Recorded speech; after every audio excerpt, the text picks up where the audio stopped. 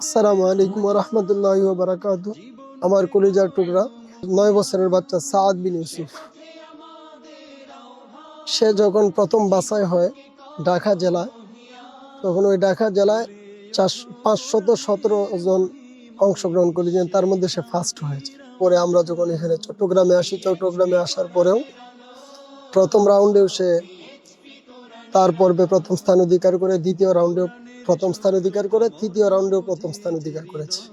চতুর্থ রাউন্ডে গিয়ে সে তৃতীয় স্থান অধিকার করে পঞ্চম রাউন্ডে উঠার সে চান্স পায়।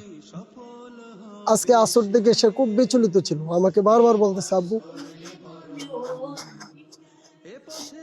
আমার শরীরটা জানি কেমন লাগছে, আমি ঠিক মতো ওটা দাঁড়াতে পারছি না, আমি তো কোনো কোরআন শরীফ নিয়ে কোনো ফিকিরই করতে পারতেছি। কিন্তু আজকে যখন সে তিলাওয়াত করতে যাবে তখন আমাকে জড়ায় ধরে বললো, আব্বু আম্মুকে একটা ফোন দিয়ে আমাকে ধরায় দেন।